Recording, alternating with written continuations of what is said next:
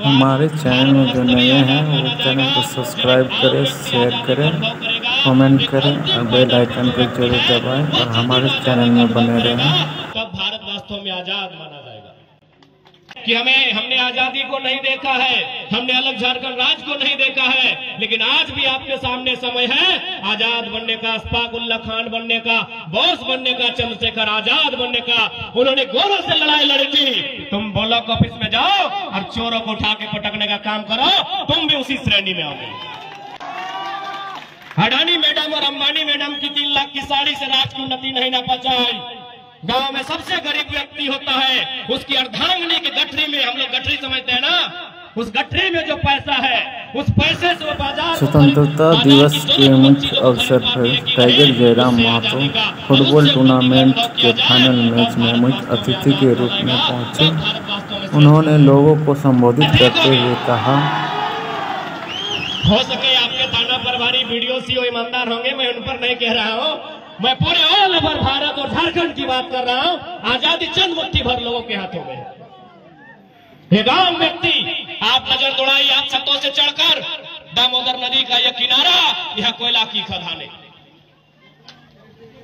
आज भारत देश के लोग कहते हैं, भारत के जो सदन पर बैठे लोग कहते हैं, तो आज भारतवर्ष तभी आजाद माना जाएगा जब एक आम व्यक्ति आजादी का अनुभव करेगा।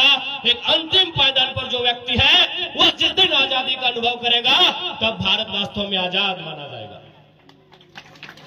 आज नौजवान कहते हैं कि हमने आजादी को नहीं देखा है, हमने अलग झारखंड राज्य को नहीं देखा है, लेकिन आज भी आपके सामने समय है आजाद बनने का, अशफाक उल्लाह खान बनने का, बोस बनने का, चंद्रशेखर आजाद बनने का। उन्होंने गोरों से लड़ाई लड़ी थी। तुम ब्लॉक ऑफिस में जाओ और चोरों को उठा के पटकने का काम करो, तुम भी उसी श्रेणी में आओगे। आज भी आजादी अधूरी, और इस अधूरी आजादी को पूरी करने के लिए हमारे नौजवानों को अगुवाई करनी होगी, क्योंकि नौजवान इस राष्ट्र के निर्माण में सबसे महत्वपूर्ण भूमिका निभाते हैं। इसलिए आज मैं ज्यादा लंबा नहीं करते हुए, आज स्वतंत्रता दिवस है, आजादी का गौरव, आजादी का अनुभव और एक जश्न का माहौल है, होना भी चाहिए।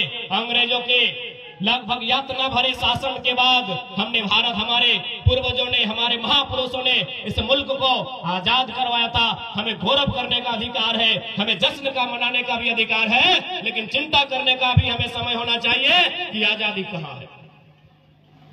आज भारत के जो सर्वोच्च नेशनल मीडिया है, अगर उनकी माने तो भारत देश में एक महारानी रहती है, वो 3 लाख की साड़ी बांधती है, 1.5 लाख की चाय पीती है, तो नेशनल मीडिया को लगता है कि भारत तो काफी तरक्कीशील देश है, भारत तो काफी डेवलपमेंट कंट्री है। यहाँ की एक रानी 3 लाख का चाय पीती है, 2.5 लाख का साड़ी पहनती है, तो भारत तो काफी उन्नति, एक विकसित राष्ट्र के रूप में है। तो मैं बाकायदा आज स्वतंत्रता दिवस की बेला के अवसर पर लोकतंत्र के चौथे स्तंभ के माध्यम से जनता जनार्दन की उपस्थिति में पूरे देश को संदेश दूंगा कि आजादी का अगर पैमाना और उन्नति का पैमाना अगर रानी की 3 लाख की साड़ी से तय करते हैं, तो मैं कहूंगा बंद कीजिए। अगर उन्नति नापनी है तो गांव के सबसे गरीब व्यक्ति, गंगा की पत्नी गंगा की गठरी में जो पैसा है उससे राष्ट्र की उन्नति को नापा जाए।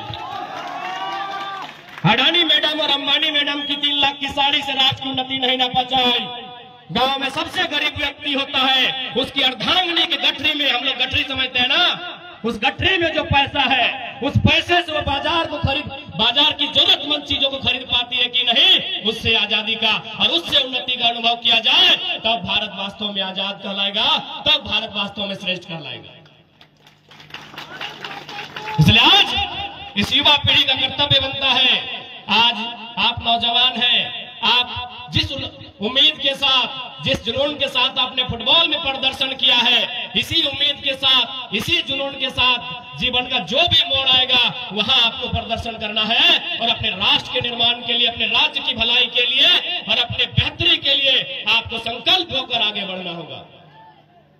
चूंकि बात फुटबॉल के मैदान की है, आज बहुत सारे लोग हो सके खेल को लेकर नकारात्मक टिप्पणियां करते होंगे, तो उन लोगों से कहिएगा कि आप भारत के महान संत विवेकानंद से महान नहीं है। भारत के महान संत हुआ करते थे स्वामी विवेकानंद।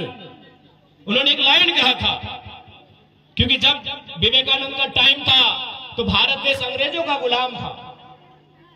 तो उन्होंने एक लाइन कहा था विवेकानंद ने कि भारत के युवाओं तुम्हें फुटबॉल खेलना चाहिए। क्यों कहा था ऐसा? अभी इतने इतने फुटबॉल खिलाड़ी आप सामने बैठे हैं।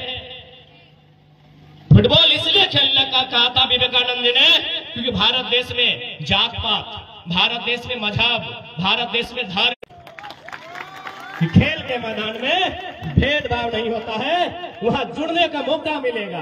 बाकी आप कहीं चले जाए, आपकी जाति अलग है, आपका धर्म अलग है, आपका मजहब अलग है, आपकी भाषा अलग है। एक बात बताइए, खेल के मैदान में आपको जरा भी लगा कभी कि हम एक दूसरे से अलग है? थोड़ा सा भी? विजेता उपविजेता टीम, मैं आपसे पूछ रहा हूं, कभी लगा एक टीम बन के खेले कि नहीं? जबकि आपकी टीम में है कि सभी एक ही कास्ट के थे? क्योंकि मैंने परिचय पूछा तो सबसे ज्यादा संथाली भाई लोग थे। तो क्या गारों के गारों संथाली भाई थे? नहीं। एक दो विश्वकर्मा भाई लोग थे, मोदक भाई लोग थे कि नहीं? यानी एक ग्राउंड जो होता है, स्पोर्ट जो होता है, वो भेदभाव से ऊपर होता है। इसलिए मैं सभी को संदेश देना चाहूंगा, आप पेशे से डॉक्टर बनिए, इंजीनियर बनिए, वकील बनिए, लेकिन एक स्पोर्ट पर्सन जरूर बनिएगा। आप चले जाएं, क्योंकि आप कोल फील्ड में रहते हैं, आप शहरों में रहते हैं, बहुत सारे अधिकारी आपके आसपास रहते होंगे, ऑफिसर कॉलोनी आप देखे होंगे, ऑफिसर बड़े बड़े अधिकारी आप देखे होंगे, सुबह उठ के वॉलीबॉल खेलते हैं, सुबह उठ के दौड़ते हैं। 60 साल की उम्र पार हो चुकी है, क्यों पता है? डॉक्टर ने कहा है दौड़ते रहोगे तो मर जाओगे। लेकिन एक फुटबॉल खिलाड़ी, उसको बुढ़ापा में दौड़ने की जरूरत नहीं है, जवानी में दौड़ चुका होता है। जो आज साहब है, सीएमडी रहे, जीएम रहे, पूरा जीवन उन्होंने पढ़ाई में बिताया है, कभी खेल में समय नहीं दिया है, इसीलिए आज 60 साल के बाद